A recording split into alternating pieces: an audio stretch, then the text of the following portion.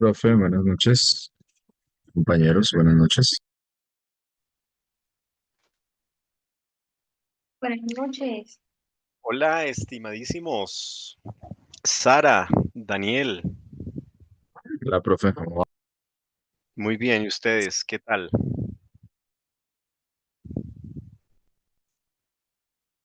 Bien, profe. Ya en las últimas, ustedes, ¿cierto?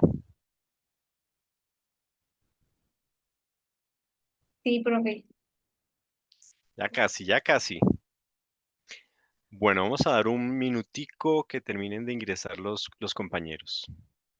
Profe, una consulta, o sea, La grabación, con el permiso de ustedes, retomamos la grabación. Y bueno, pues darles nuevamente la bienvenida. Eh, eh, este es nuestro espacio académico de la electiva B1, que es una síntesis teológica de Antiguo y Nuevo Testamento. Entonces ya nos vamos a encontrar en un espacio más cristiano, ¿cierto? Menos pagano que el de la investigación, donde sufrieron ustedes el semestre pasado. Ahora vamos a cosas más cristianas, que es una síntesis teológica. Entonces, bienvenidos. El propósito pues es aprovechar toda la experiencia y la experticia que ustedes ya tienen en este nivel para poder hacer como una especie de cierre, de síntesis en los aspectos teológicos. Creo que ustedes ya vieron la electiva A1, creo que vimos la A1 que era la síntesis de Antiguo Testamento, síntesis bíblica de Nuevo Testamento, y ahora están viendo esta síntesis que es la síntesis teológica. Y van a ver una que creo que es la síntesis em, de sistemática, de teología sistemática, que tiene como propósito esta síntesis poder amarrar lo que ustedes han visto a lo largo de la carrera, y ver cómo eso se traduce en un ejercicio práctico antes de que salgan, pues obviamente, de su formación. Entonces, pues bienvenidos, ustedes pues ya me conocen un poco, conocen también parte de la metodología de trabajo. Más sin embargo, pues la idea es que en esta noche podamos hacer como el encuadre pedagógico y podamos determinar cuáles son los asuntos, cómo va a funcionar la asignatura y de qué se trata pues los contenidos, y en lo posible empezar. ¿Está bien? Bienvenido, Josué. ¿Está bien? Entendemos lo que nos cuentas. Em, Listo. Entonces, esperamos que puedas en la próxima sesiones conectarte para participar, o sea, que puedas hablar. Entendemos que vas a estar conectado, pero que ahorita no puedes hablar, pero que en las próximas puedas estar conectado, y la idea es que puedan participar, porque la idea es que ustedes pues puedan hablar. Doris, también un saludo, buenas noches, Buenas noches, profe. Buenas noches, compañeros. bienvenida.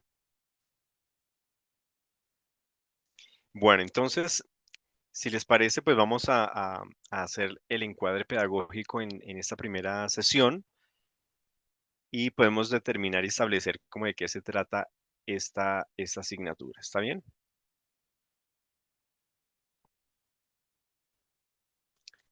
Bueno, entonces vamos a trabajar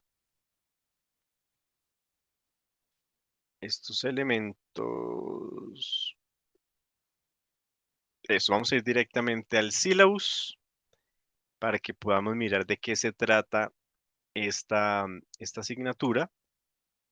Entonces, como siempre, pues vamos a pedir que ustedes nos colaboren con la lectura de estos textos, y vamos haciendo como los comentarios. ¿Está bien? Para salir como de la parte formal. Entonces, ayuden ustedes con la lectura. Esto se llama electiva de profundización B1, Teología Bíblica del Antiguo y Nuevo Testamento. Es una asignatura de 3 créditos del área de Biblia, y vamos con el resumen. ¿Qué dice el resumen? La presente asignatura busca acercarse a diferentes líneas teológicas que pueden ser trazadas a través de la Biblia hebrea y el Nuevo Testamento. Dichas líneas son importantes para reconocer y validar la experiencia de fe de las comunidades detrás de los textos y las reflexiones desarrolladas por dichas comunidades y que llegaron a conformar los textos canónicos del corpus bíblico. Muy bien. Entonces, básicamente, ¿de qué se trata esa asignatura? Que ustedes puedan estar en condiciones físicas y mentales de poder identificar diferentes líneas teológicas que encontramos en la Biblia.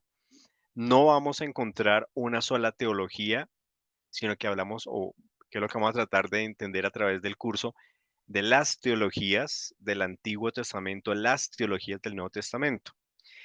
Y en medio de esas propuestas teológicas que encontramos en el Primer Testamento y en el Segundo Testamento, pues vamos a poder tratar de encontrar elementos comunes, ¿cierto? Acerca de Dios, del hombre, de Dios, del ser humano, perdón, de la salvación, de la vida, de la santificación, diferentes líneas teológicas y poder encontrar en la Biblia qué dice el Primer Testamento y el Segundo Testamento acerca de esas líneas. Ojo, no son solo versículos, no es un recorte de versículos sueltos, sino poder entender qué dice desde el Antiguo Testamento, cómo lo ve Jeremías, cómo ve Génesis, la idea de la salvación, cómo la entiende los Salmos, qué nos dice Proverbios acerca de la vida.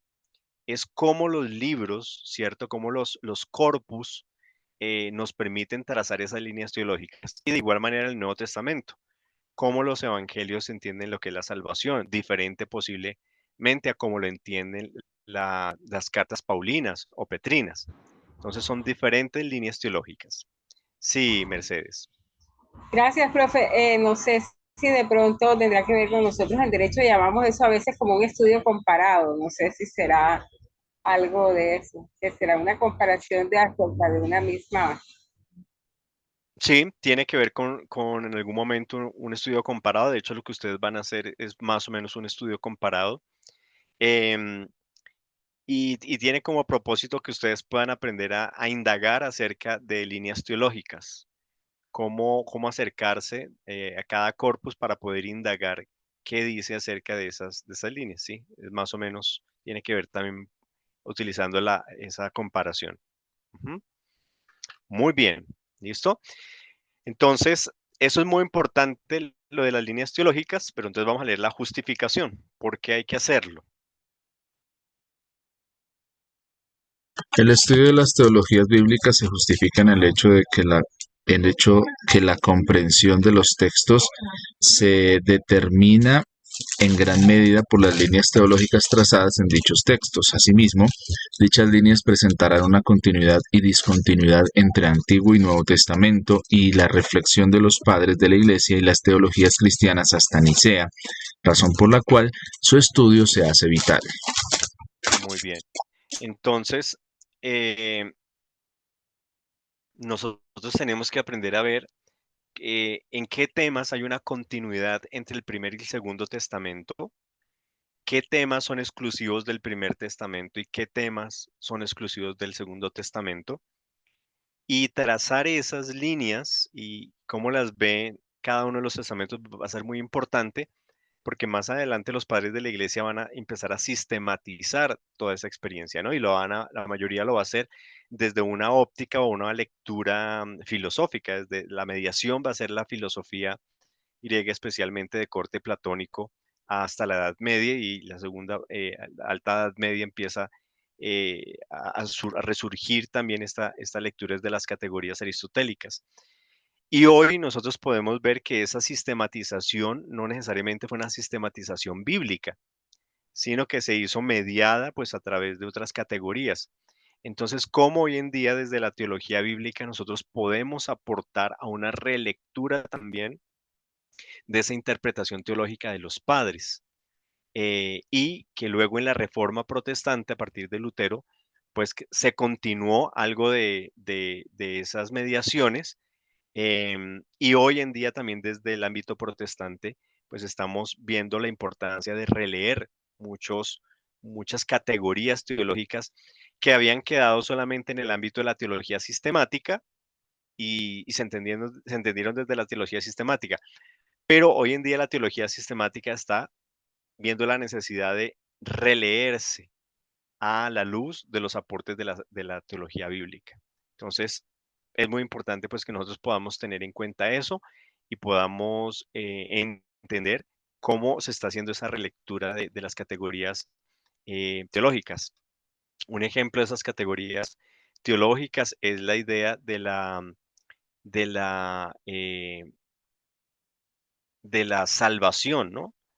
De la salvación que en gran medida se entendió desde los padres y perduró así por el medioevo como la idea de no ir a un castigo eterno.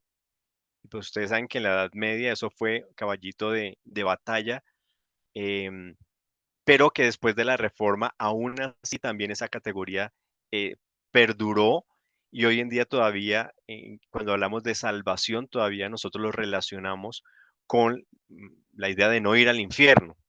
Entonces, salvación, y yo soy salvo, entonces no voy a ir al infierno. Pero, pero hemos venido trabajando, o más bien en la historia se ha venido trabajando en los últimos, tal vez, la última de 50 años, tal vez, de recuperar la idea bíblica de la salvación y cómo entonces necesitamos reinterpretar esa idea de salvación y no tanto como no ir a un castigo eterno al infierno, que puede ser uno de los beneficios, pero entender la salvación más como liberación de, liberación para, una vida que se libera de un yugo que sale de un estado para entrar a otro estado de una manera liberada. Entonces, eso ha venido ampliando un poco la comprensión de la salvación y cómo entonces eh, leemos, por ejemplo, la salvación en Pablo, en el Nuevo Testamento, cómo entendemos la salvación en los padres de la iglesia, ¿cierto? Ya empieza a darle otros matices que no niegan lo que se ha hecho en la historia de la iglesia, pero más bien lo complementa o lo enriquece. Eso por un lado. Tenemos un objetivo que es que ustedes finalizando este curso puedan reconocer diferentes líneas y temas teológicos. Una cosa son temas teológicos y otras cosas son las líneas que sostienen esos temas. Entonces, ¿cómo poder diferenciar entre esas líneas y temas teológicos? A partir de qué? De estudios de término. Vamos a hacer estudios de término que nos van a ayudar de alguna manera a identificar esto. Entonces hay unos objetivos específicos, ¿cierto? Analizar e incorporar a sus conocimientos diferentes líneas y temas teológicos del Antiguo y Nuevo Testamento, generar una evaluación de las implicaciones hermenéuticas que puede tener dichas líneas y temas teológicos, es decir, cómo ese proceso de exégesis, de entender esas líneas, cómo las aplicamos hoy, qué implicaciones puede tener para el hoy en esas nuevas comprensiones y propiciar una apertura a los horizontes de sentido que trazan a cada persona las experiencias teológicas de las comunidades detrás de los textos. Recuerden que cada libro de la Biblia, más que un autor, refleja es una comunidad detrás, una comunidad que está reflejando en ese texto su experiencia de fe. Entonces, cómo ese texto y cómo en ese libro de la Biblia, Jeremías, Isaías, Salmos, Proverbios, Marcos, Lucas, Juan, Romanos, Corintios, Hebreos, cómo en cada libro se asoman unos elementos, unas comprensiones teológicas particulares que dan cuenta cómo esa comunidad detrás entendía la fe, entendía el amor, entendía la salvación, entendía la segunda venida de Cristo, entendía el Mesías. Solo que como los tenemos en un solo libro, que es la Biblia, creemos que todos piensan igual y que todos se habían leído el libro del otro. Y resulta que no, son textos muchas veces aislados, independientes, que reflejan una teología particular. Entonces, tenemos que identificar eso y luego al unirlas, ¿cierto? ¿Qué nos dicen también? Cuando yo uno las diferentes teologías que están en los evangelios, cuando uno las teologías que están en las diferentes cartas paulinas de primera generación o de segunda o de tercera generación. Entonces yo puedo ver que hay unos elementos comunes. Entonces eso es importante que lo podamos valorar. Ahora, en cuanto a contenidos, pues vamos a estar solamente 8 semanas. Entonces la idea es que en estas 8 semanas podamos condensar por lo menos 3 unidades. La primera, que es como la conceptual, hablar algo de historia, historiografía, definición de la teología, qué es teología bíblica, las teologías de la Biblia hebrea y las teologías del Nuevo Testamento. Eso como a nivel muy conceptual. 2, que podamos recordar las etapas en la formación del canon del Antiguo, del Antiguo y del Nuevo Testamento, los diferentes bloques y tradiciones literarias, poder reconocer aspectos redaccionales, porque en las diferentes redacciones de los textos también nosotros podemos ver diferentes teologías también.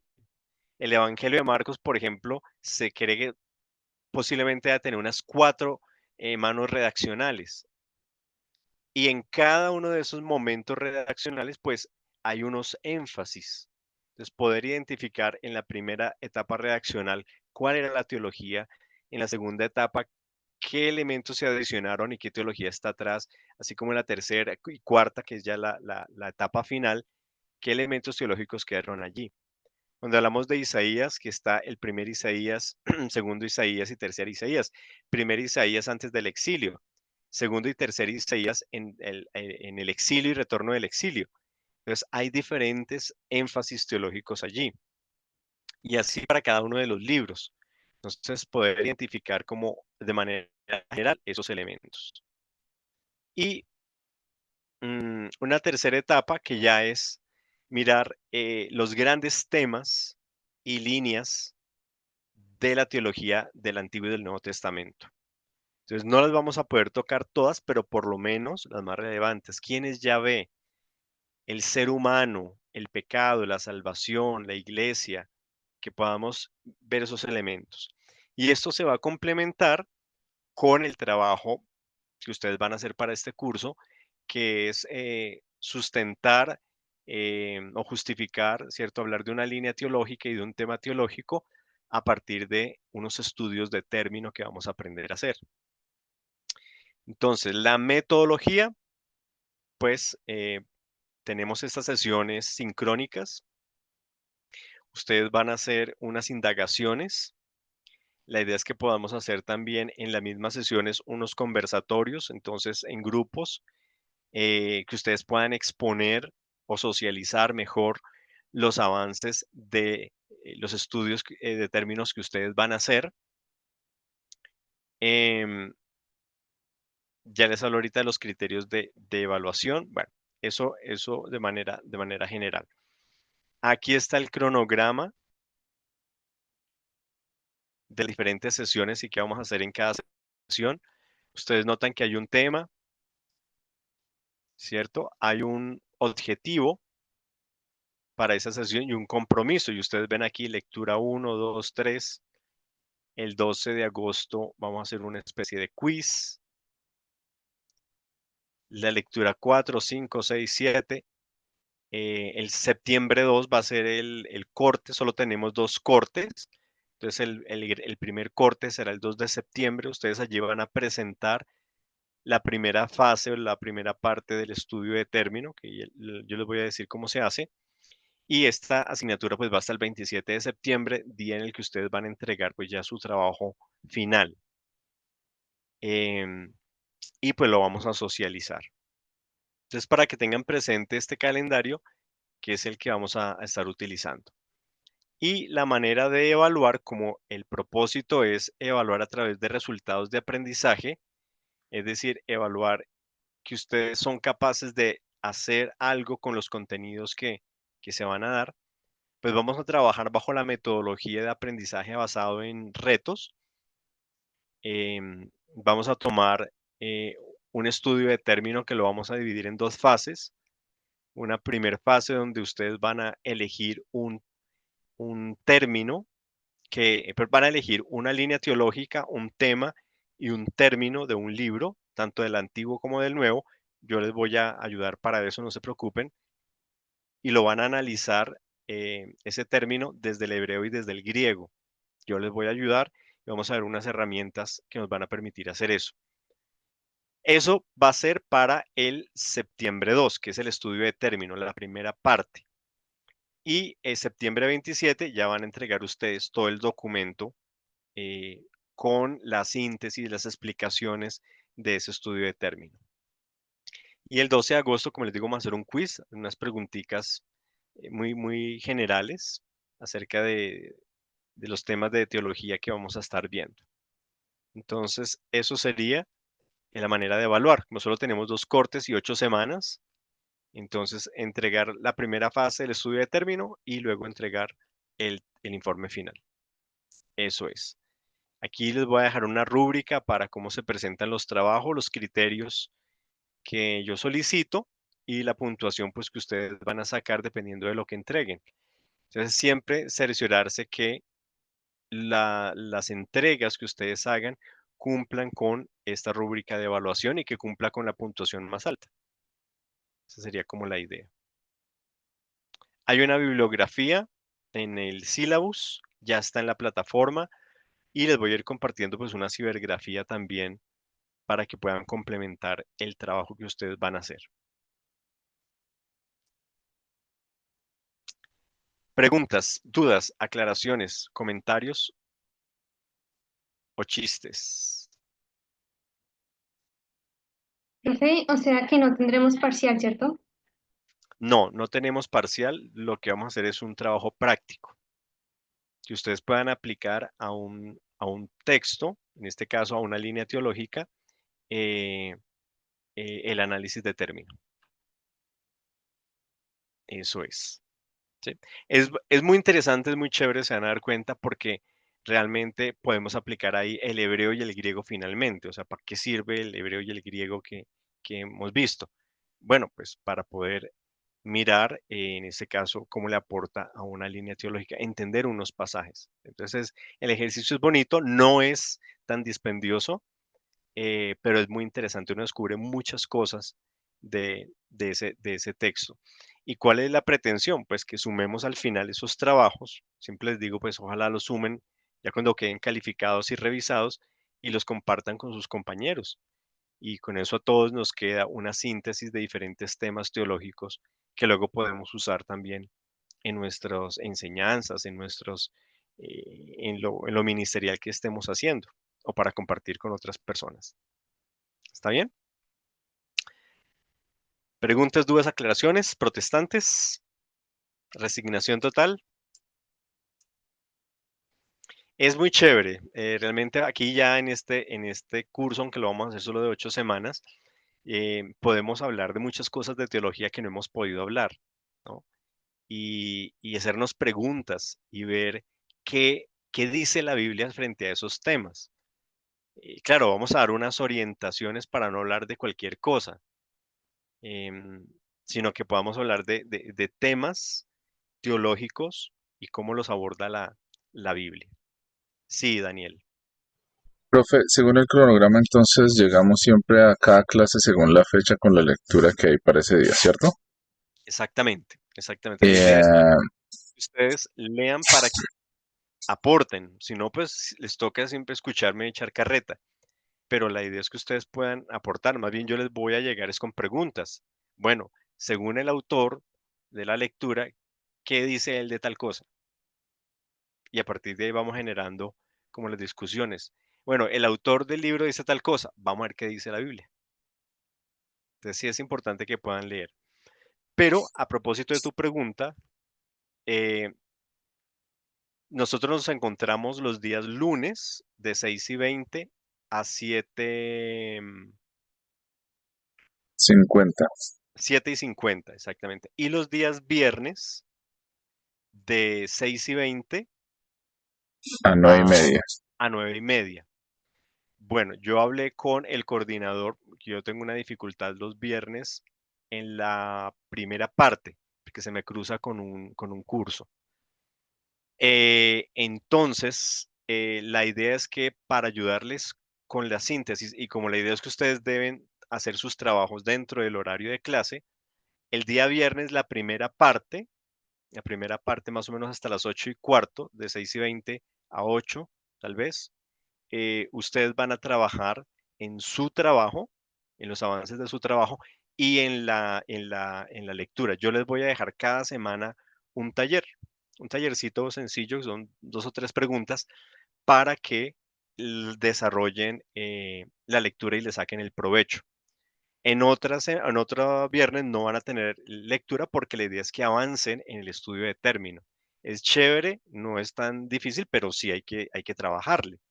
Entonces, yo hablé eso con Edward para que pudiéramos desde el principio colocarlo sobre la mesa y tenerlo pues claro para que no haya inconveniente los días viernes. Y nos encontraríamos en la segunda parte, que sería a partir de 8 a 9:30 para ya la clase juntos. Pero la primera parte del viernes, ustedes trabajarían eh, guiados por un taller para que no queden como sueltos, sino que tengan algo puntual que hacer. ¿Sí? Como les digo, cada semana sí van a tener que hacer, porque la idea es que hay que leer. Hacer una síntesis bíblica de Antiguo y Nuevo Testamento en 8 semanas, pues eso es imposible. Pero vamos a tratar de juntos hacer el mayor esfuerzo. Entonces, eso a propósito de la primera parte de lo que me decía Daniel. No sé si Daniel tenía otra parte. Sí, señor. Profe, el tema del primer quiz va a ser, digamos, lo que vemos las siguientes semanas. Exacto, son cosas Y, teóricas. ok, a eso iba. O sea, es de los temas que hablemos en la clase, tema teórico de eso va a ser el quiz. Exacto. Y yo les voy a dar un cuestionario.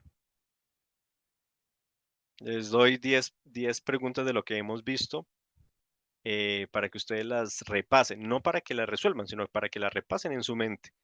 Y sobre eso hacemos un quiz sencillo. Ese es escrito, ese es oral, ese es... No, aquí en la plataforma entramos a Socrative y tienen la pregunta y tienen un tiempo determinado para hacerlo. ¿Listo? Si no les va bien a la Ok. primera, pues lo vuelven a hacer. Si no les va bien a la segunda, pues lo vuelven a hacer. Si no les va bien a la tercera, lo vuelven a hacer. ¿Sí? Pero la mayoría a la primera ya lo sacan porque son cosas muy, muy básicas de teología que vamos a repasar. ¿Qué significa etimológicamente, qué es la palabra teología? ¿Cierto? Entonces, tratado, estudio de Dios, eso no hay pierde. Acercamientos al estudio de la teología, es decir, la teología puede ser sistemática, patrística, por temas, bueno, eso lo vamos a ver viendo, son cosas muy sencillas. Eso es. ¿Algo más, Daniel? No, pues digamos que la segunda nota es el primer avance del estudio de término y ya el trabajo completo es la última nota, ¿sí? Exactamente. Ok. O sea, son 3 cosas. El avance del estudio de término y la sustentación de ese avance. Y al final, presentar el escrito completo y sustentarlo. Sustentarlo es socializar qué aprendieron, cómo les fue, cómo lo hicieron, ¿cierto? Esa experiencia que la podamos compartir. Yo les voy a pasar, si nos da ahorita el tiempo, socializamos el formato que ustedes van a utilizar para hacer el estudio de término. Ya está el formato, solamente es llenarlo. Entonces lo vamos a llenar paso a paso a medida pues que va pasando las sesiones. Ujú. Doris. Profe, una pregunta. Tú dices que los viernes nos encontramos a las 8:15. En las primeras 2 horas, ¿nos debemos conectar o solo nos conectamos hasta las ocho No, quince? deben estar trabajando Ah, en, ok. en el taller, o estar trabajando en el estudio de término. Ok, Porque gracias. recuerden que Sí. las indicaciones que ustedes deben tener tiempo dentro de las clases para poder desarrollar sus trabajos. Entonces, pues van a tener ese tiempo. Y ya a las 8:15 nos conectamos, ahí sí nos conectamos para hacer la síntesis del tema que estamos trabajando. ¿Está bien? O Gracias. sea, ¿está bien para ustedes?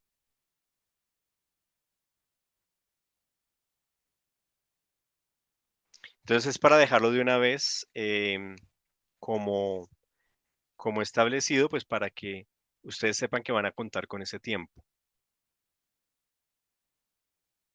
Y se van a dar cuenta que lo van a necesitar, porque hay que consultar bastantes libros y no a la primera cosa que aparece por ahí, para que puedan discernir mejor y sacarle mejor provecho al estudio de término.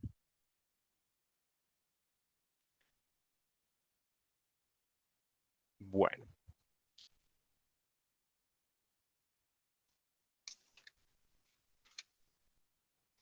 permítame aquí, miramos otras indicaciones.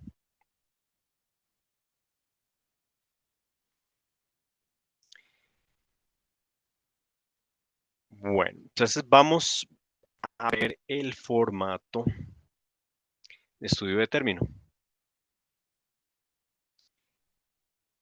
Ya en la plataforma está, digamos, armadita o abierta el aula de apoyo, entonces ya están allá las lecturas, está para subir los avances, están las fechas, entonces ya pueden encontrar ustedes las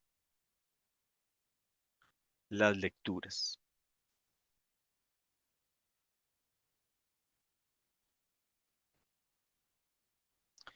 Ya está viendo acá muy bien. Entonces, saben que cada profesor exige los trabajos de una manera, entonces para evitarnos dolores de cabeza, sea por su salud mental y la mía, pues la idea es poder tener este formato.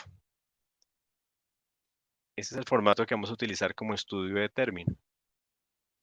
Entonces, ustedes ven, bueno, no sé si están viendo, ¿verdad? Sí, señor.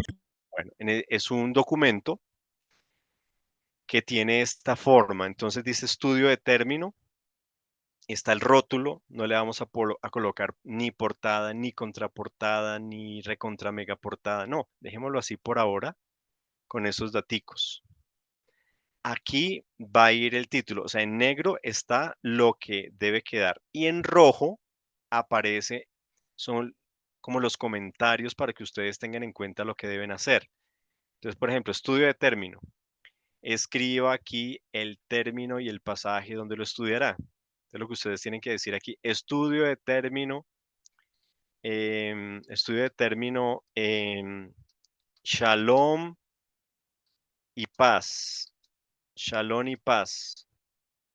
Entonces, en el Salmo 132 y en Juan 14:3 o Juan 14, por ejemplo.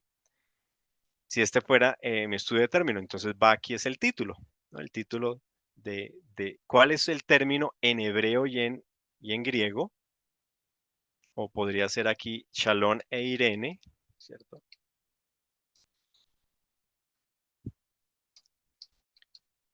Shalom e Irene en el Salmo 132 y en Juan 14. Shalom en el Salmo 132, o sea, el título de lo que va acá. Bueno, eso lleva a una pequeña introducción. Inicie contándole a los lectores. Recuerden que uno siempre está escribiendo para otras personas. Entonces inicie contándole a los lectores lo que usted les presentará. Es decir, el estudio de término tal, en el libro tal o en el pasaje tal. Comente por qué eligió ese término. Porque el profesor me lo puso. No, tienen que inventar algo, ¿no? Porque es un término importante, porque puede ayudar a la teología, por inventar ahí, para cautivar al lector. ¿Cuál es su intuición? Yo creo, se considera que a través de este término se puede aportar a la comprensión de la salvación.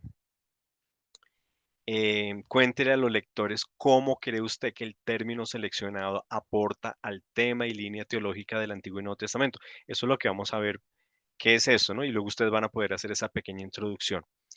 Luego viene nuevamente el título estudio del término tal en tal pasaje, Antiguo Testamento. Un párrafo de introducción, luego viene términos y acepciones semánticas, el cuadro del estudio de término, que es lo que vamos a estar viendo cómo se hace, aportes de diferentes autores. Estudio del término tal en el pasaje tal del Nuevo Testamento, una pequeña introducción, término de acepciones semánticas, estudio del término en este cuadrito, aportes de autores, resultados del estudio, conclusiones del estudio, aportes al tema y línea teológica y las referencias en normas APA. Entonces miren que el formato ya está, no tienen que pensar y cómo voy a presentar eso y cómo se hace y qué hay que hacer. No, simplemente van a ir llenando poco a poco este, este formato. ¿Sí? El formato ya está ahí. Y para el primer corte, lo que ustedes van a entregar es este cuadrito que están viendo, el estudio del término. Aquí obviamente va a ir el estudio del término, cuál es en el Antiguo Testamento y un cuadrito de estos para el Nuevo Testamento. Los pasajes que va a analizar, aquí es copiar y pegar el pasaje y las observaciones que ustedes van a hacer. Vamos obviamente a aprender a mirar cuáles observaciones hay que hacerle a los pasajes y luego aquí una síntesis de todas sus observaciones, las convierten en una síntesis. Entonces, este cuadrito para el término del antiguo y este cuadrito para el término del nuevo es lo que ustedes van a entregar como avance del primer corte. ¿Sí? Solamente esos dos cuadritos. Ya para el final del semestre van a entregar ya todo el documento con las otras partes que tiene el documento.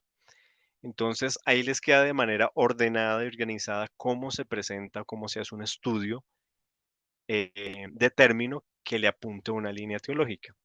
Y esto sirve para una predicación, sirve para una enseñanza, sirve para una célula, sirve para una charla, sirve para muchas cosas, porque les ayuda a ustedes a desarrollar una metodología de cómo hacerlo. Y los términos los van a tomar desde el hebreo, o sea, los pasajes los van a buscar en hebreo y en griego, no desde el español, porque no tendría sentido, ¿cierto? Y ustedes se van a dar cuenta que cuando hacemos estudio de término desde el hebreo y desde el griego, cambia mucho a lo que dice en español y los pasajes que están en español. Les vamos a unir el hebreo y el griego para hacer algo de síntesis. Vamos a consultar autores de peso que le aporten luego a lo que yo ya hice y voy a aprender a sintetizar lo que yo hice más lo que me aportan los autores. Eso para qué sirve. Sí, es bonito, yo sé que les va a gustar. No quiere decir así que sea sencillo, pero les va a gustar y se van a dar cuenta que es una metodología interesante que les queda para el futuro. Entonces, ese documento ya está en la plataforma también. No miento, todavía no está en la plataforma. Lo iba a socializar primero y ya lo subo a la plataforma. ¿Listo? Bueno, preguntas hasta ahí, dudas, aclaraciones.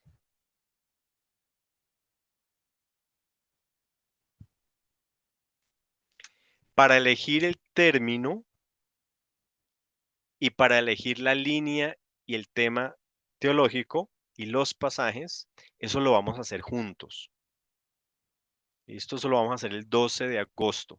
Con cada uno, yo abro el Bible Word y abrimos el Logos Calogos y empezamos a buscar el término en hebreo, el término en griego y qué pasajes van a trabajar. Se van a dar cuenta que no vamos a poder trabajar la salvación en la Biblia. No, eso es un tema gigantísimo que ni siquiera para un doctorado. Vamos a trabajar la salvación en el Antiguo Testamento, ¿sí? O el término yasha, que es salvar, yasha, salvar, en Isaías capítulos 2 y 3. Porque resulta que ahí en Isaías 2 y 3, por ejemplo, está 7 veces el verbo salvar. Entonces yo voy a trabajar, ¿cierto? El verbo yasha en Isaías 2 y 3. Es un pequeño acercamiento cómo ese autor maneja salvación. O de pronto es un término más bien que aparece pocas veces. Por ejemplo, restauración. Entonces resulta que restauración está una vez en Éxodo, una vez en Deuteronomio y una vez en Génesis. Entonces yo puedo trabajar restauración en el Pentateuco. La palabra restauración en el Pentateuco porque solo está 4 veces o 5 veces. Ahí sí puedo trabajar el término en un corpus. O, qué sé yo, solidaridad en el profeta Jeremías. Resulta que la palabra solidaridad está 5 veces en Jeremías. Entonces ahí sí voy a poder trabajar la palabra solidaridad en el profeta Jeremías. Sí, depende de la cantidad. Como no podemos hacer algo tan extenso, la idea es que sean 5 versículos del Antiguo y 5 versículos del Nuevo. Entonces, lo que vamos a hacer es un acercamiento a ese término en un pedacito del texto bíblico para poder decir, yo sé que el profeta tal o el libro tal le aporta a esta línea teológica en esto, porque no vamos a poder decir, la salvación en el Antiguo Testamento es esto, ¿no? Que es lo que decía la teología sistemática. Hoy en día está mandado a recoger ya. Lo que podemos decir es, la salvación es en Génesis tal cosa. La salvación se entiende en los salmos de esta manera, porque realmente no tenemos una sistematización de los términos en la Biblia. Tenemos son formas de cómo los diferentes corpus entienden las líneas teológicas. Entonces, por eso la teología bíblica, vamos a ver, le está aportando mucho a la teología sistemática hoy en día. Porque la teología sistemática llegó un momento en que se cerró. ¿Qué es salvación? Es esto y un chorrero de versículos. La iglesia es tal cosa y un chorrero de versículos. ¿Sí? No, y hoy nos damos cuenta que la Biblia no es una cosa monolítica, sino que es una colección de corpus, de libros de diferentes épocas, de diferentes comunidades. Entonces no las podemos echar todas en una misma bolsa porque estaríamos perdiéndonos la riqueza de cómo diferentes épocas, momentos y lugares entienden una misma idea. De hecho, no todos los libros hablan de todos los temas teológicos. Entonces, hay autores que les interesa más algunos elementos teológicos. Por ejemplo, los profetas, la justicia social. La justicia social va a estar en los profetas, pero si yo voy a, qué sé yo, a Génesis a mirar justicia social, pues no será tan relevante. Puedo encontrar algo, pero no como, por ejemplo, en Miqueas, en Oseas, ¿cierto? Donde son fundamentales, son temas teológicos fundamentales la justicia social. O el sufrimiento, ¿no? Entonces, para el caso de Job, de los sapienciales, el sufrimiento es una línea teológica. Pero pronto a Deuteronomio y a Números pues, no les interesa tanto el sufrimiento. Entonces también cada libro tiene unos intereses particulares, pues que también la idea es poder reconocer. ¿Listo? Pero eso lo vamos haciendo poco a poco. Entonces, como ustedes se dan cuenta, eso enriquece mucho más y les va a abrir, espero, el apetito para que puedan, cuando terminen, cuando se gradúen, ir y venir a los libros. Y ustedes digan, bueno, este mes me gustaría estudiar que la fraternidad, pero entonces voy a estudiar, buscar cuál es el término en hebreo. Muy bien, término en griego, voy a mirar qué libros trabajan la fraternidad y se propongan, o por lo menos un término o un tema teológico por semestre, irlo trabajando de esta manera. Y ustedes van ganando en comprensión de lo que dicen los libros de la Biblia. Entonces, esa es como la atención. ¿Está bien? Bueno, no les he hecho más carreta en ese sentido.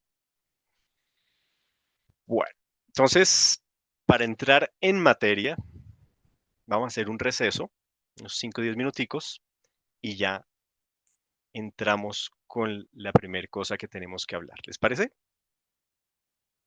Bueno, Sí, señor. entonces ya nos vemos pues.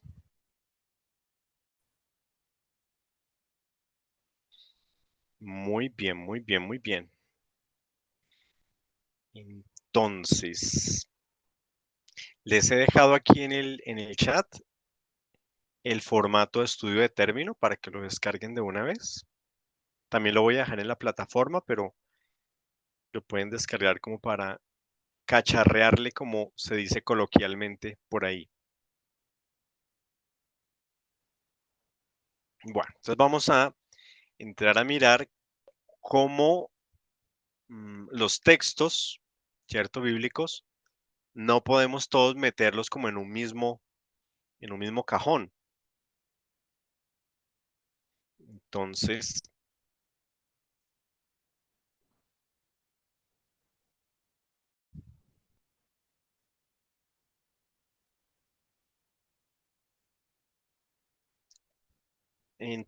la pretensión es empezar a hablar dónde está en este momento los estudios de Antiguo y Nuevo Testamento, dónde van los avances en los estudios bíblicos, em, recordando, recordando con esta diapositiva, que es muy importante que ustedes como teólogos con orientación bíblica puedan salir recordando por lo menos los tres momentos o las tres fases de todo estudio bíblico.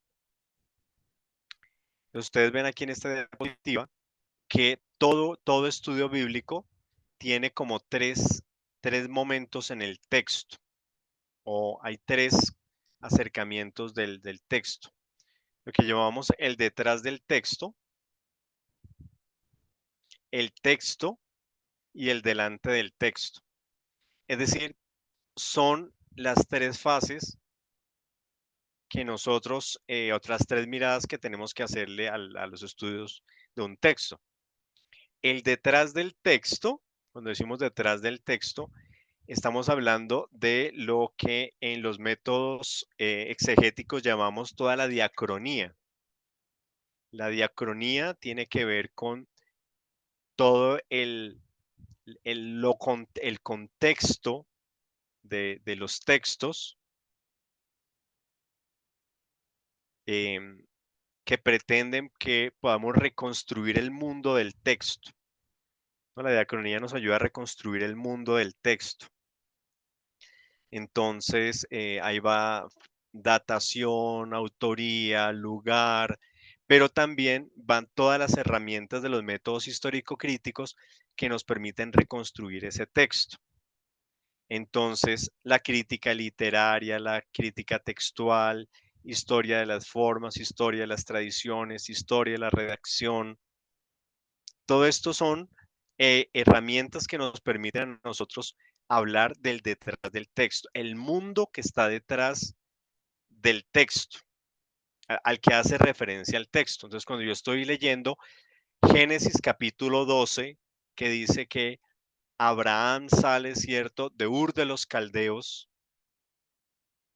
entonces que yo pueda empezar a investigar, a arañar dónde quedaba Ur, por qué se llamaba Ur de los Caldeos, qué distancia había entre Ur de los Caldeos a Canaán, cuánto tiempo tomaba eso, si realmente existieron esas migraciones o no, qué tipo de familia era la de Abraham, porque al parecer tenía esclavos, tenía propiedades, entonces parece que Abraham tenía una posición económica particular.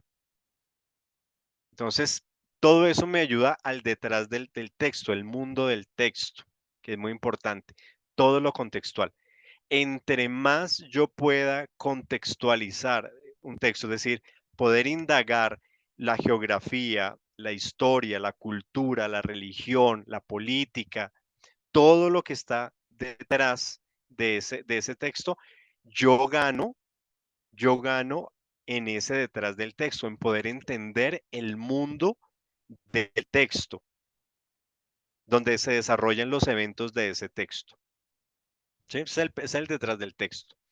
Luego tenemos el texto en sí mismo, que es el tratamiento ya del texto bíblico que yo tengo ahí en hebreo y en griego. Si es del Antiguo Testamento, pues en hebreo. Si es del Nuevo Testamento, pues en griego. Entonces, es todo el análisis lingüístico, literario, semántico, que es lo que nosotros llamamos el acercamiento o los métodos sincrónicos con el texto. Ya es el texto en sí mismo. Entonces, al texto le puedo hacer análisis morfológico, análisis sintáctico, análisis semántico, mirar la estructura del texto, ¿cierto?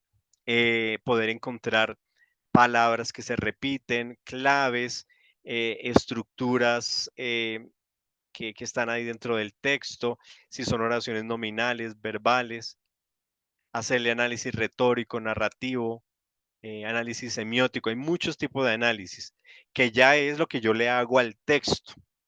Entonces miren que por un lado, yo necesito ganar en comprensión del mundo del texto. Tengo que aprender a trabajar el texto en sí mismo y ya con ese análisis sincrónico más ese análisis diacrónico, yo ya puedo decir que entiendo lo que el texto dice en el contexto en el que fue escrito. ¿Qué significó ese texto en su momento? Cuando yo hago esas dos cosas. ¿Cierto que sí? Entonces, esos dos fases son muy importantes. Y para poder entender el texto, no puedo hacer la una y dejar la otra. No, tienen que ir de la mano las dos. Y cuando estoy haciendo el análisis morfológico, sintáctico, semántico, retórico, casi que el mismo análisis me obliga a volver a ir a lo contextual.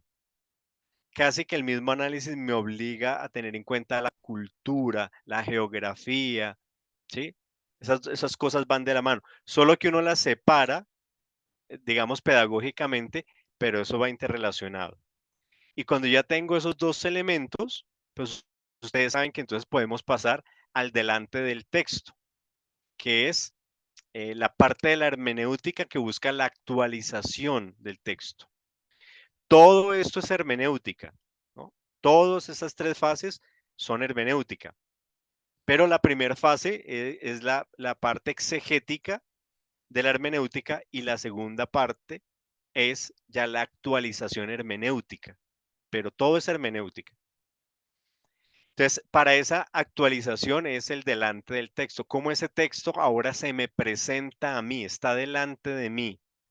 Ese contexto cultural, geográfico, político, esa estructura narrativa, semántica, sintáctica y lo que significa ahora está delante de mí. ¿Cómo tomo yo eso para poderlo actualizar en mi mundo, en el aquí, en el ahora? ¿Qué me quiere decir hoy? ¿Qué puede implicar hoy? ¿Qué puede significar hoy? Ya no es qué significó, ya sé qué significó. Ahora, eso que significó hoy en día, ¿cómo lo puedo aplicar? ¿Qué implicaciones puede tener hoy? ¿Cierto? Y esa fue la parte de la hermenéutica que actualiza. Allá tenemos acercamientos canónicos, aportes de las tradiciones judías, tenemos aportes desde la sociología, desde la antropología, lecturas liberacionistas y feministas. ¿Cómo voy a aplicar yo eso hoy? ¿Qué me dice hoy? Entonces, esos tres elementos, por favor, nunca los despierdan de vista cuando están haciendo ustedes cualquier predicación, enseñanza, estudio, lo que sea, porque siempre necesitamos esos tres elementos. Hacer eso con el texto bíblico es lo que nos va a ayudar a descubrir que no en todos los libros de la Biblia un término o un tema o un asunto significa lo mismo, sino que a veces para un libro un término significa una cosa, pero cuando voy y lo busco en otro autor o en otro libro de la Biblia, allá tiene otra connotación. La carga semántica es distinta porque son épocas diferentes, porque son autores y comunidades distintas. No es lo mismo los textos del preexilio que están respondiendo a la crisis religiosa y política, ¿cierto? De Judá en este caso. No es lo mismo esos textos de los profetas del preexilio y lo que quieren decir a los profetas del exilio, que hay otra crisis, hay otra problemática y escriben distinto, diferente a los libros del posexilio, que están regresando, tienen la necesidad de restaurar, de volver a configurar una nación, entonces sus escritos van a responder a eso. Es por lo que cuando yo leo Samuel, Reyes y Crónicas, que están ahí pegaditos, pero son tres mundos distintos. Samuel del preexilio, ¿cierto? Reyes, especialmente la última parte, está ahí como en el borde del exilio y del preexilio y del exilio, y Crónicas netamente del posexilio. Y aunque tocan temas similares, son totalmente diferentes. El segundo libro de Reyes, recuerden ustedes que alterna reyes del norte, reyes del sur, reyes del norte, reyes del sur, reyes del norte, reyes del sur. ¿Quiénes fueron siempre los malos? Los reyes de del norte del norte. y los del sur. Ni uno bueno. En el norte ni uno bueno. Claro, porque es de donde se escribe la historia. No es del norte. La historia se escribe desde el reino del sur. Entonces, deslegitima a todos los reyes del norte. En el sur también hubieron malos, ¿cierto? Pero hubieron más buenos que malos. Y los que fueron malos del sur es porque eran familiares de los del norte. Entonces uno dice, ahí hay una historia que está condicionada, pero porque se escribe para legitimar el reinado de los reyes de Jerusalén y deslegitimar los reyes de Samaria.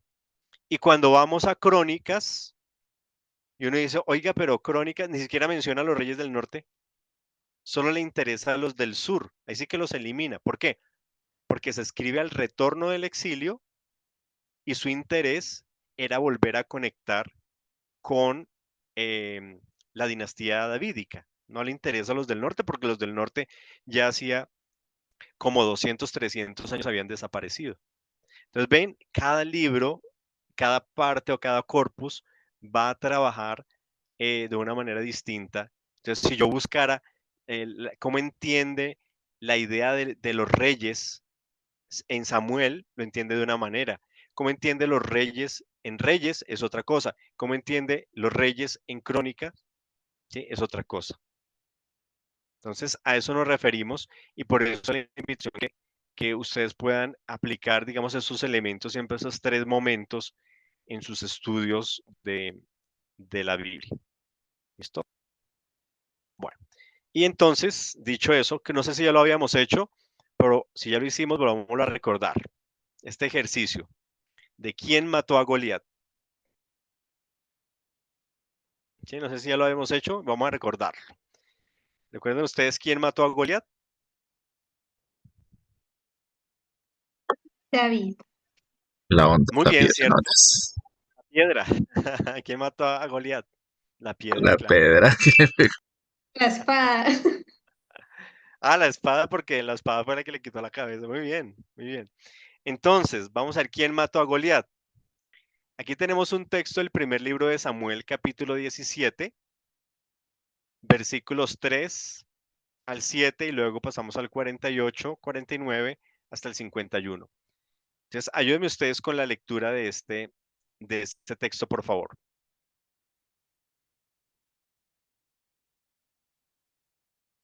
Y los filisteos estaban sobre... ¿Sí, así? Sí, Ah, ok. Y los filisteos estaban sobre un monte a un lado, e Israel estaba sobre otro monte al otro lado, y el valle entre ellos. Salió entonces del campamento de los filisteos un paladín el cual se llamaba Goliat de Gat, y tenía de altura 6 codos y un palmo, y traía un casco de bronce en su cabeza, y llevaba una cota de malla, y era el peso de la cota 5000 siclos de bronce. Sobre sus piernas traía grebas de bronce y jabalina de bronce entre sus hombros. El asta de su lanza era como un rodillo de telar, y tenía el hierro de su lanza 600 siclos de hierro, e iba su escudero delante de él.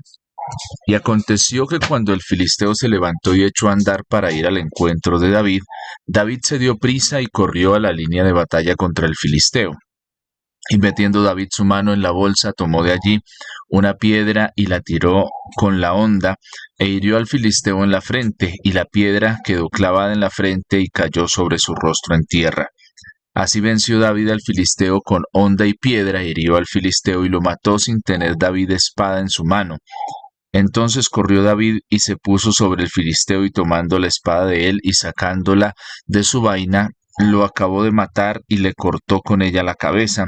Y cuando los filisteos vieron a su paladín muerto, huyeron. Muy bien. Entonces aquí tenemos la verdad. Aquí ya este texto nos cuenta la verdad, ¿cierto? Y he dejado aquí, pues, obviamente, resaltado unos textos. Goliat, ¿de dónde era? De Gat. De Gad. De Gad. Y dice, el asta de su lanza era como un rodillo de telar, y tenía el hierro de su lanza 600 siclos de hierro. E hirió al filisteo en la frente, ¿cierto? Y la conclusión, así venció David al filisteo con honda y piedra, e hirió al filisteo y lo mató sin tener David espada en su mano. Entonces miren lo interesante, ¿no? Entonces primero, como toda la descripción de la situación, lo que tenemos acá, y la descripción de quién era Goliat. Luego tenemos el desarrollo de la escena, cómo es que lo mata, y la conclusión del hecho, ¿no? Entonces, ¿quién mató a Goliat? Entonces aquí nos dice que David, ¿cierto? David lo mató. Pero, ¿qué tal si esta es apenas la versión que encontramos en el primer libro de Samuel capítulo 17? Porque si nosotros pasamos ahora a segunda de Samuel 21, 18 al 22, ¿qué dice? Desayúneme usted, otra persona con esta lectura. Bueno, dice, otra segunda guerra hubo después en Gob contra los filisteos. Entonces Sibecais Husatita mató a Saf, quien era uno de los descendientes de los gigantes. Hubo otra vez guerra en Gob contra los filisteos, en la cual el Hanán, hijo de Gare Orehim, de Belén, mató a Goliat Geteo, el asta de cuya lanza era como el rodillo de un telar. Después hubo otra guerra en Gad, donde había un hombre de gran estatura, el cual tenía 12 dedos en las manos y otros 12 en los pies, 24 por todos, y también era descendiente de los gigantes. Este desafió a Israel y lo mató Jonatán, hijo de Simea, hermano de David. Estos cuatro eran descendientes de los gigantes en Gad, los cuales cayeron por mano de David y por mano de sus siervos. Muy bien. Entonces, fíjense acá, ¿quién mató a Goliat? ¿Cierto? Entonces dice aquí que fue el Hanán, hijo de Jaare, Orejín de Belén, quien mató a Goliat Geteo. El asta de cuya lanza era como un rodillo de telar. ¿Dónde habíamos visto esto antes? Acá, ¿cierto? En Samuel Goliat 16. de Gat, el asta de su lanza era como un rollo de telar y tenía hierro en su lanza 600 ciclos de hierro. Entonces miren que ya en segundo de Samuel tenemos otro Goliat, pero esta vez quien lo mata es el hijo de Jaare Oregín.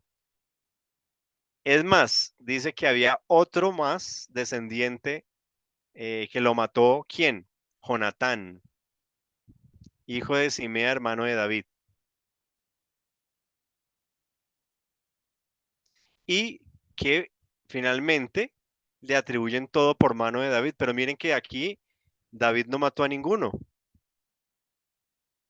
sino que cayó, dice, por mano de sus siervos, mano de David por manos de sus siervos. Entonces mire que en 2 de Samuel 21, Goliat cae es por mano de otro personaje. Pero si lo vemos desde el primer libro de Crónicas, ¿qué dice?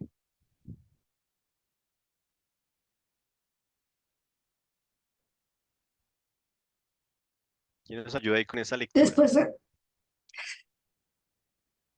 Dale. ok, después de esto aconteció que se levantó guerra en Geser contra los filisteos y Sibecai, Husatita, mató a Sipai de los descendientes de los gigantes y fueron humillados. Volvió a levantarse guerra contra los filisteos y Elhanán, hijo de Jair, mató a Lami, hermano de Goliat Geteo, el asta de cuya lanza era como de un rodillo de telar. Y volvió a haber guerra en Gad, donde había un hombre de grande estatura, el cual tenía 6 dedos en pies y manos, 24 por todos, y era descendiente de los gigantes. Este hombre injurió a Israel, pero lo mató Jonatán, hijo de Simea, hermano de David. Estos eran los descendientes de los gigantes de Gad, los cuales cayeron por mano de David y de sus siervos. Muy bien. Entonces aquí en primer libro de Crónicas, ¿quién mató a Goliat?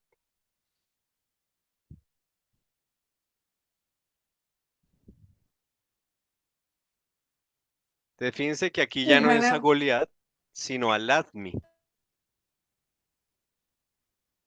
El Hanán mata es a Lahmi, hermano de Goliat Geteo. Y otra vez, el asta de cuya lanza era como un rodillo de telar. Entonces, ¿quién mató a Goliat?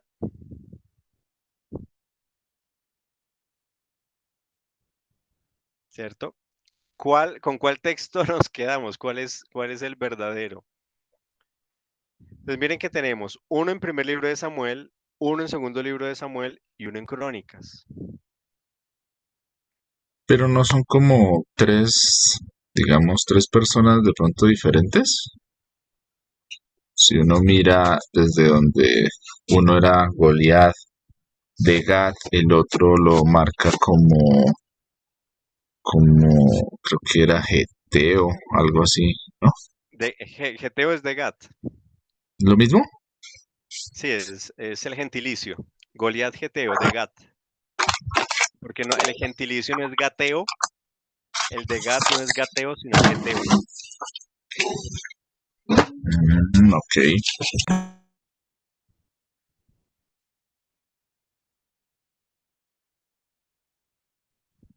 no sé, profe, Pues ese claro, texto, dale.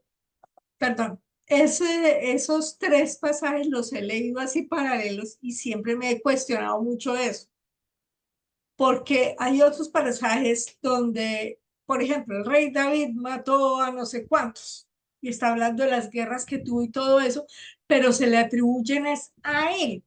Obviamente él no mató a 8.000, 80.000 personas, por decir un número, pero se le atribuye a él porque era el rey. No sé si esto es lo que sucede acá y siempre me cuestiono.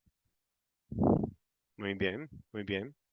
Sí, miren, lo que tenemos es tres pasajes de, de tres tradiciones, de tres épocas distintas, porque el primer libro de Samuel es diferente a la época del segundo libro y obviamente de Crónicas. Los tres están tratando de relatar, ¿cierto? O hablar de un mismo hecho, pero lo están haciendo desde tres perspectivas diferentes. Hay elementos comunes también ahí, ¿no? Lo que tú dices, Doris, al final la gloria se le atribuye finalmente a David, tanto en el primer libro como en el segundo libro y en el tercer libro, ¿sí? Se le atribuye finalmente para que quede la idea de David. Parece ser que había una tradición inicial, ¿cierto? De que David mató a Goliat y alrededor de esa historia de que David mató a Goliat, pues se fueron creando las otras versiones. Entonces, fíjense cómo así nomás de un hecho histórico tenemos tres tres versiones que no es que se contradigan, no, es que son de tres épocas distintas y tienen tres énfasis distintos, ¿no? Sí, Mercedes.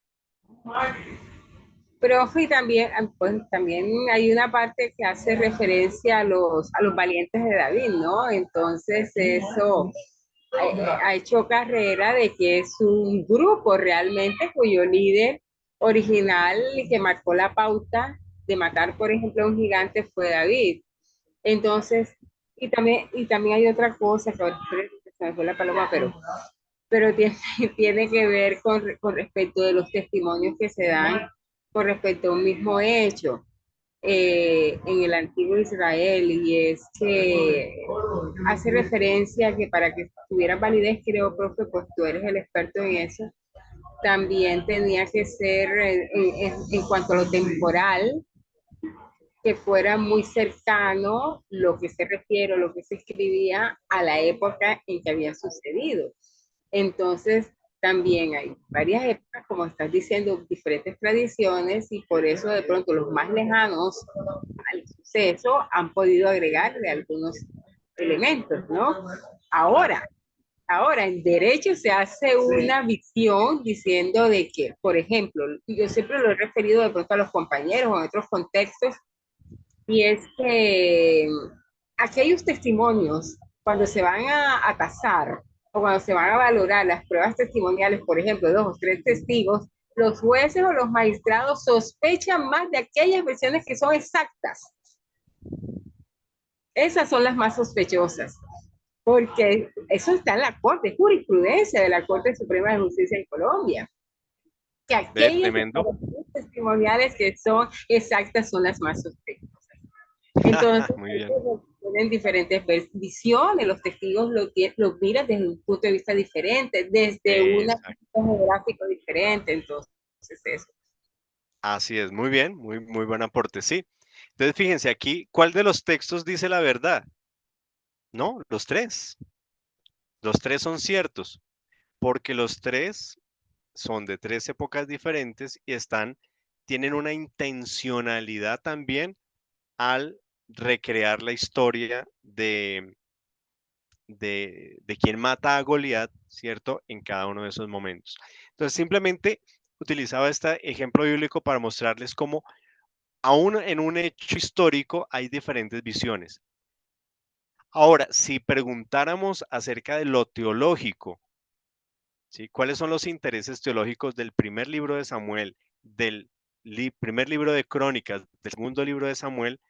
Nos daríamos cuenta que son intereses teológicos distintos. Entonces, así como tenemos hechos históricos que tienen estas particularidades, también la teología de los textos, tanto del Nuevo como del Antiguo y del Nuevo, vamos a encontrar esas diferencias. No siempre tenemos que todos los autores bíblicos pensaban igual, no, no pensaban igual, ni manejaban la semántica de las palabras igual. Entonces, por eso tenemos que empezar a tener una visión fragmentaria, pero esa fragmentación no es negativa, sino que poder ver el texto bíblico fragmentario es la, la amplitud de posibilidades que tiene el texto bíblico. ¿Sí? La amplitud de posibilidades. No es una fragmentación de división, sino es una fragmentación de riqueza que tiene. Sino, cuando empecemos a hablar de qué dice la Biblia acerca del ser humano, claro, nosotros siempre nos basamos en Génesis capítulo 1, 2 y 3 para hablar del ser humano. Y resulta que en el Antiguo Testamento nunca se vuelve a mencionar Génesis 1, 2 y 3. Lo que ustedes ven en Génesis 1, 2 y 3 no aparece en ninguna otra parte del Antiguo Testamento. Yo no diría, pero si son los primeros capítulos, sí, pero fueron los últimos en escribirse. Entonces, la teología que tenemos en los tres primeros capítulos de Génesis es una teología muy posterior ¿sí? En el judaísmo, que se va a colocar como el inicio, pero por eso no lo vamos a encontrar reflejado de la misma manera en ningún texto del Antiguo Testamento o en los textos del Antiguo Testamento. Entonces, solamente como ideitas para ir siendo provocativas para lo que tenemos que ir viendo. ¿Está bien? Bueno, entonces quedamos hasta ahí, no les quito más tiempo. Este viernes sí nos encontramos normal a las 6:20, ¿sí? A menos que cualquier cosa extraordinaria ocurra. Si viene el Señor, entonces no. Dirigirán ustedes la clase después. O me tocará a mí solo, ¿cierto? No lo sabe. Diri- ¿Cómo así, profe? ¿No nos vemos allá arriba? Nos vemos entonces el viernes a las Uy, 6:20. ¿qué pasó? ¿Listo? Bueno, entonces feliz resto de noche. Que estén muy bien, bendiciones. Chao, profe, gracias. Gracias, profe. Gracias, profe. Bendiciones.